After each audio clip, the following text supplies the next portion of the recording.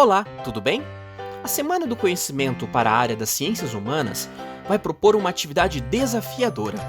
Vocês, orientados pelos seus professores, irão realizar um projeto de lei.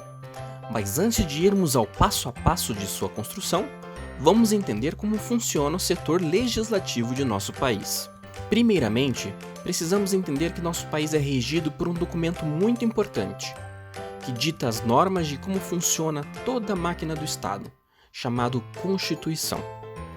Dentre diversas coisas que existem dentro deste documento, nele contém regras de como devem ser feitas as leis, de como devem funcionar os três poderes, o executivo, o legislativo, o judiciário, qual a função de um município, qual a função de um estado, de um país, além de assegurar direitos fundamentais para todos os cidadãos, entre tantas outras coisas fundamentais para o equilíbrio social e organizacional de nosso país. Qualquer lei que tenha a pretensão de ser criada deve estar aliada à Constituição. Caso contrário, será considerada inconstitucional e não será aprovada. Vamos conhecer os tipos de lei? Primeiro, lei ordinária. Tipo de norma mais comum, que pode impactar toda a população do país. Os deputados estaduais e federais, o presidente da República, o Supremo Tribunal Federal, os tribunais superiores, o Procurador-Geral da República e o próprio povo podem elaborar esse tipo de projeto de lei. No caso do povo, precisa de assinaturas de pelo menos 1% da população brasileira e tem que ser espalhado por pelo menos 5 estados, sendo que em cada um desses estados precisa do engajamento de pelo menos 3% dos eleitores ativos. Assim que elaborada, ela precisa passar pela Câmara dos Deputados, que para ser aprovada precisa de maioria simples, ou seja, se tiver 50 deputados presentes no dia da votação, o projeto precisará de somente 26 votos favoráveis para ser aprovado, a metade mais um. Feito isso, o projeto passa para o Senado, que também precisa aprovar em maioria simples. Depois de aprovado, o projeto vai para as mãos do Presidente da República, que pode sancionar ele, que no caso significa aprovar, ou vetar, que significa barrar o projeto de lei. Segundo tipo de lei, a lei complementar. Esse tipo de lei serve para complementar alguma parte da Constituição, que por alguma ocasião ou situação pode ter se tornado frágil.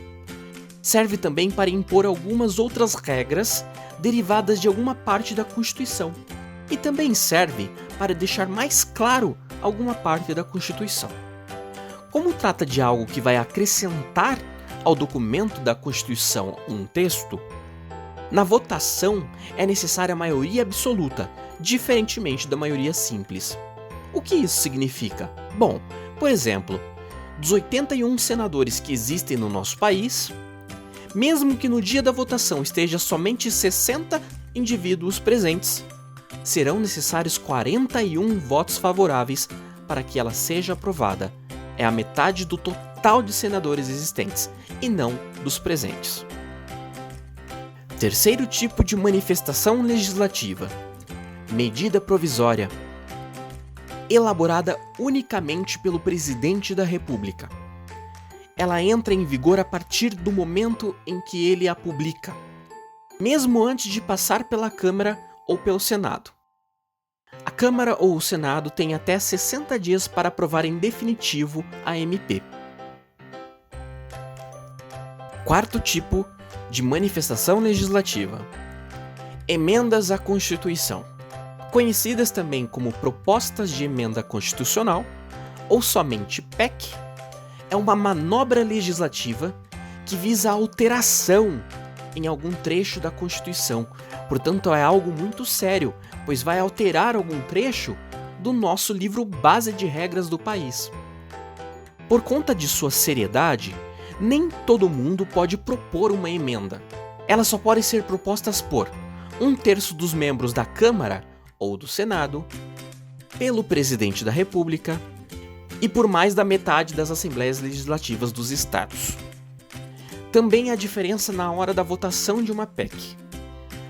Para ela ser aprovada, ela precisa da maioria qualificada, que é diferente da maioria absoluta e a maioria simples. O que isso significa? Significa que precisa de 3/5 dos membros de cada casa legislativa. Isso significa que uma PEC só será aprovada no Senado, por exemplo, se contar com o voto favorável de 49 senadores dos 81 que existem. Existem também os chamados decretos legislativos e as resoluções. Mas estas manifestações legislativas não alteram a nossa vida enquanto cidadão. Elas são mecanismos que alteram ou acrescentam regras e normas na casa legislativa, ou seja, esses mecanismos legislativos só modificam a vida de quem trabalha como senador ou deputado, etc. Como foi dito no início deste vídeo, a proposta de atividade prática para a Semana do Conhecimento para as disciplinas de Ciências Humanas é a criação de um projeto de lei ordinária. Vamos aprender o passo a passo de como criar esse documento? O projeto de lei é dividido em 3 partes. A parte preliminar, que é a responsável por informar o objetivo da lei e o campo de aplicação da norma. A parte da norma, que é o conteúdo em si do projeto de lei, que é dividido em artigos, parágrafos, alíneas e incisos. E a parte final, que traz informações complementares, como o prazo de validade da lei, por exemplo. Na parte preliminar, a primeira coisa a se escrever é a epígrafe, que nada mais é que um nome que identifica o tipo de lei, seguida do número que ela recebe quando chega na Câmara. No nosso caso, não há necessidade de colocar numeração. Logo abaixo do título, deve-se escrever o nome do autor ou autora do projeto de lei, que no seu caso é o seu próprio nome. Depois dessa parte, escrevemos a ementa, que é um resumo claro, coerente e fiel do conteúdo do projeto de lei. Depois da ementa, escrevemos o preâmbulo, que indica qual é o órgão que propõe esta lei, no nosso caso, o Congresso Nacional. A última etapa da parte preliminar é a escrita do primeiro artigo. Nele deve ser escrito com clareza o objetivo do projeto de lei apresentado. Entrando na parte normativa, é inserido os demais artigos, que devem conter todas as orientações necessárias para a aplicação do projeto de lei. Lembre-se, tente criar o máximo de detalhes possíveis, para que não surja brechas, para que as pessoas não interpretem errado o que você está propondo. Agora chegamos na parte final. Você deve escrever um último artigo que explica quando a norma entra em vigor, informando claramente a data. Depois disso, vem a parte da justificativa. Aqui você deve trazer argumentos claros e coerentes que possam justificar a validação do seu projeto de lei.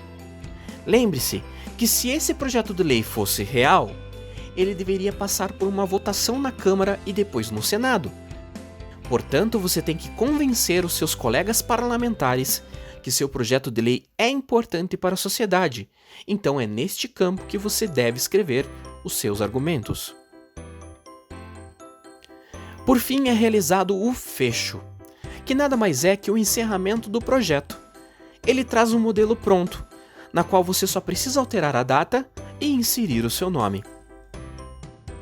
Viu como não é um bicho de 7 cabeças conhecer como funciona e como se cria os projetos de lei?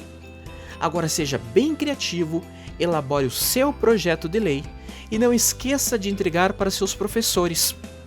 Grande abraço, tchau!